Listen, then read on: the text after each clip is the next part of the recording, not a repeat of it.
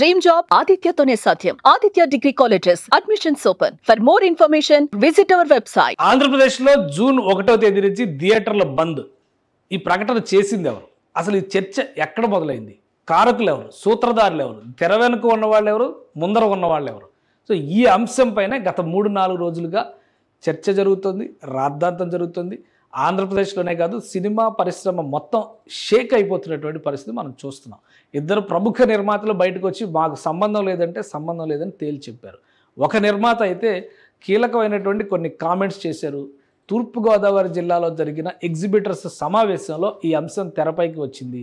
అందులో జనసేన పార్టీ నాయకుడు ఎగ్జిబిటర్గా ఉన్నటువంటి ఒక వ్యక్తి చేసిన కామెంట్సే ఇలా వైరల్ అయ్యాయి. చివరికి మీడియాకి చేరి మీడియా ఇచ్చినటువంటి బ్రేకింగ్ న్యూస్తో అందరూ కూడా హరిహర వీరమల్లు పైన కుట్ర జరుగుతుందనే దిశగా ఆలోచించేటువంటి పరిస్థితి వచ్చిందని విశ్లేషించారు. ఇందులో నిజమెంత?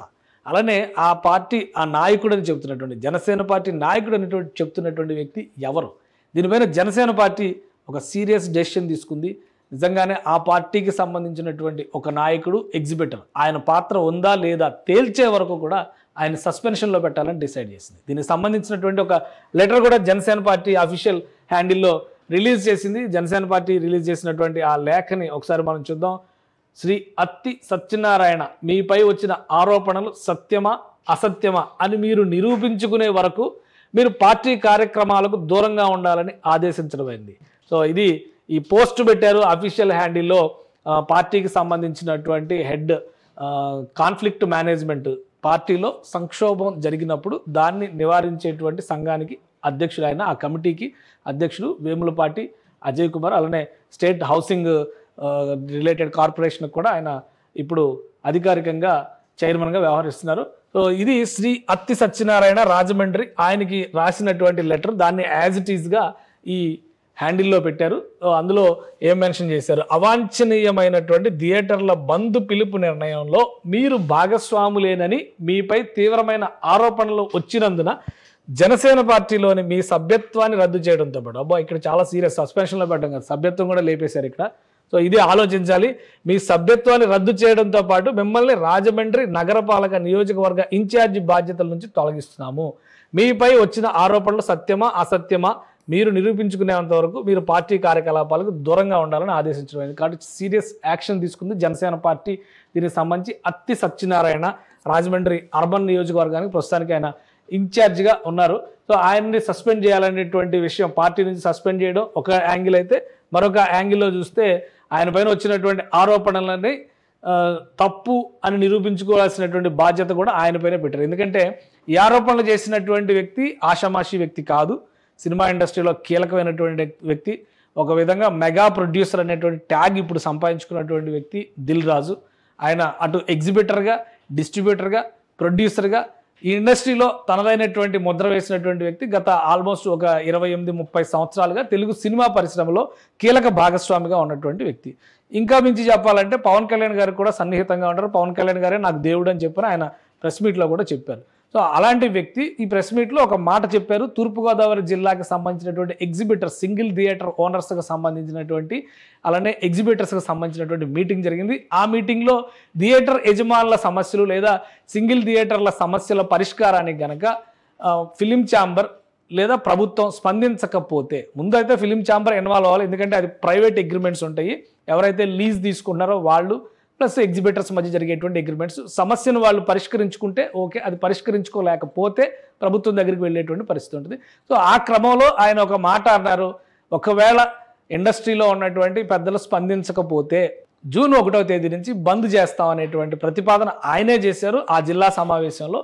పైగా ఆయన జనసేన పార్టీ నాయకుడు అని చెప్తున్నారు. ఇప్పుడు జూన్ 12వ తేదీన హరిహర వీరమల్లు పవన్ కళ్యాణ్ గారు నటించినటువంటి సినిమా రిలీజ్కి రెడీగా ఉండేటువంటి సమయంలో ఈ నిర్ణయం ఎవరు తీసుకున్నారు? అల్లు అరవింద్ గారు కూడా ప్రెస్ మీట్లో ఒక మాట చెప్పారు, ఒకవేళ థియేటర్ల బంద్ అనేటువంటి నిర్ణయం పవన్ కళ్యాణ్ గారి సినిమా రిలీజ్ ముందర తీసుకుంటే అది దుస్సాహసం అవుతుంది, దానిపైన ఎలాంటి మద్దతు లేదు, ఎలాంటి అభిప్రాయం అంటే దానికి ఎట్టి పరిస్థితుల్లో సమర్థించాల్సినటువంటి అవసరం లేదనేటువంటి నిర్ణయంతోనే తాను ఆ మీటింగ్లకి దూరంగా ఉన్నానని చెప్పారు.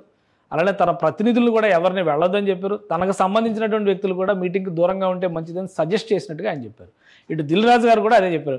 నిజంగానే ఈ అత్తి సత్యనారాయణ అనేటువంటి ఆయన అక్కడ ఈ తొందరపడి స్టేట్మెంట్ ఇచ్చారా లేదా వ్యూహాత్మకంగా ఆయన ఎవరికైనా ఇన్ఫ్లుయెన్స్ అయ్యారా? ఈ రెండు విషయాలపైన కూడా ఇప్పుడు పార్టీకి సంబంధించి ప్రభుత్వం విచారణ జరుపుతోంది. పార్టీకి సంబంధించి కూడా అంతర్గతంగా దీనిపైన ఒక విచారణ జరిగి నిజ నిరూపణ జరిగే వరకు ఆయన పార్టీ కార్యక్రమాలకు దూరంగా, పార్టీకి సంబంధించినటువంటి ప్రాథమిక సభ్యత్వం రద్దు, అలానే ఇన్ఛార్జిగా నియమించినటువంటి పదవిని కూడా తొలగించినటువంటి పరిస్థితి. దానికి సంబంధించి అఫీషియల్గా జనసేన పార్టీ ఈ లెటర్ రిలీజ్ చేసింది.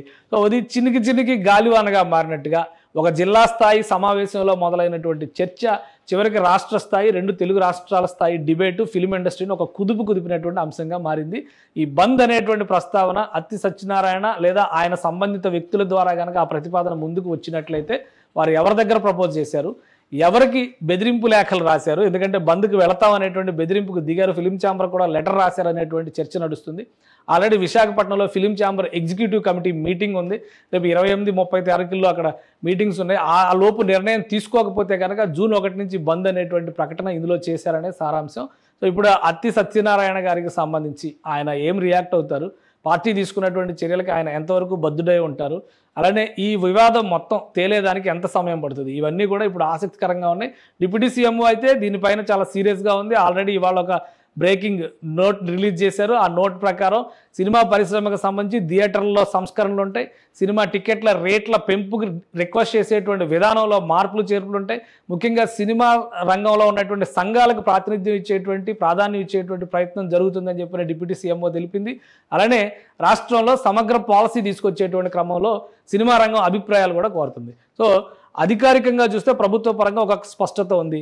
జనసేన పార్టీ పేరు ఇందులోకి లాగారు కాబట్టి జనసేన పార్టీ కూడా దీనిపైన యాక్షన్ తీసుకున్నట్టు అవుతుంది. అత్తి సత్యనారాయణ ఏం రియాక్ట్ అవుతారనేది చూడాలి. సుమన్ టీవీలో మీ పర్సనల్ అండ్ బిజినెస్ ప్రమోషన్స్ కోసం కింది నెంబర్కి కాంటాక్ట్ చేయండి.